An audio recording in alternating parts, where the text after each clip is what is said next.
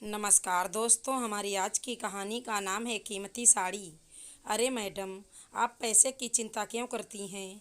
आपके पास तो दो दो एटीएम हैं। दुकानदार 15,000 से कम कीमत की साड़ी दिखा ही नहीं रहा था।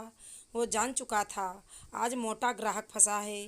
महिला के साथ उसके पति और कमाऊ बेटा आए हैं जो उसे मनपसंद साड़ी दिलाना चाहते हैं। इधर नंदिता सोचती, इतनी महंगी साड़ी एक उत्सव में पहनो, फिर अलमारी में ही रखी रहेगी। क्यों न थोड़ी सस्ती सी साड़ी खरीदी जाए। खैर, नंदिता ने पसंद न आने का बहाना बना उस दिन साड़ी खरीदी ही नहीं। घर आने पर वंश ने नंदिता पर खींचते हुए कहा, क्या मम्मी, अब तो आप अच्छी अच्छी महंगी साड़ियाँ पहना करें। अब तो आपका बेटा भी नौकरी करने लगा है। पहले की बातें कुछ और थी, अकेले कमाने वाले, ऊपर से हम लोगों की पढ़ाई लिखाई। पुरानी बातें सोचते सोचते वंश कब अतीत की स्मृतियों में खो गया, उसे पता ही नहीं चला। सब आंटियों के साथ मम्मी भी शॉपिंग करने जाती थी। कोई साड़ी पसंद आने पर बार बार छूकर देखती तो थी, पर कीमत पूछने पर महंगी होने के कारण धीरे से अलग सरका देती। फिर बोलती पसंद नहीं आई और सस्ती साड़ी ले आती। फिर बोलती मुझे तो यही पसंद है। वंश छोटा होने के कारण समझ नहीं पाता। वो सोचता शायद मम्मी की पसंद ही ऐसी है। घर लाकर पापा को दिखाती। पापा बोलते भी दूसरी वाली क्यों नहीं ली, ये तो कोई खास नहीं है। मम्मी का जवाब होता, मुझे ऐसी ही चाहिए थी। मम्मी का हमेशा समझाउतात्मक उत्तर होता और उन्हें कभी इसकी शिकायत भी नहीं रहती। हाँ तो मम्मी, आप शाम को तैयार रहिएगा। आपके लिए वो फेमस वाली महंगी दुकान में साड़ी लेने चलेंगे और पिछली बार की तरह कोई बहाना मत बनाइएगा।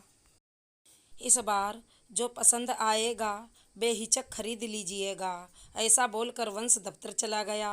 शाम को बाजार जाने की तैयारी थी। नंदिता दिन भर इसी उधेड़-बुन में लगी रही। ये बच्चे भी ना समझते क्यों नहीं, फिजूल खर्ची आवश्यक है क्या? अब इस उम्र में इतनी महंगी साड़ी। अरे पैसे बचत करना सीखना चाहिए। तभी उसे एक युक्ति सूझी। उसने उस फेमस दुकान में जाकर दुकानदार से पहले ही बोल दिया, भैया मैं शाम को बेटे और पति के साथ साड़ी खरीदने आऊँगी, तो आप हर साड़ी की कीमत 500,000 रुपये ज़्यादा बताइएगा, फिर मैं बाद में आपसे ले लूँगी। नंदिता की मंशा समझ पहचान के दुकानदार ने हाँ में सिर हिला दिया। दफ्तर से लौटते समय वंश सोच रहा था, ये मम्मी भी ना ज़्यादा दाम देखकर साड़ी खरीदती ही नहीं है। उनके दिमाग से गरीबी कंजूसी समझौता टाइप का कीड़ा निकल नहीं पाया है। मैं एक काम करता हूँ, दुकानदार से पहले से ही कुछ बातें कर लेता हूँ। दुकान पहुँचते ही वंश ने दुकानदार से कहा, अंकल शाम को मम्मी आएंगी साड़ी खरीदने। आप सभी साड़ियों की कीमत 500,000 कम करके बताइएगा, बाद में मैं आपको दे दूँगा। वो असल में मम्मी मुझसे ज़्यादा पैसे खर्च नहीं कराना चाहती हैं, इसलिए वो महंगी साड़ी खरीदती ही नहीं हैं। दुकानदार वंश की बातें और मन स्थिति जानकर सुखद आश्चर्य से दंग रह गया। इस जमाने में भी ऐसे बच्चे हैं जो माँ बाप को जताए और बताए बिना इतनी परवाह करते हैं। वरना कुछ बच्चे तो एक करेंगे और 10 बताएंगे। हाँ बेटा ज़रूर, बस इतना ही तो बोल पाया था दुकानदार वंश से। अब वो कैसे बताता कि प्यार और ममता भरी चालाकियों और भावनाओं में अभी भी माँ की बराबरी कोई नहीं कर सकता। शाम को नंदिता पति व वंश के साथ इत्मीनान से साड़ी खरीदने गई। नंदिता चिंता मुक्त थी। पहले से जो दुकानदार के साथ सब कुछ सेट कर रखी थी और इधर वंश भी आश्वस्त था।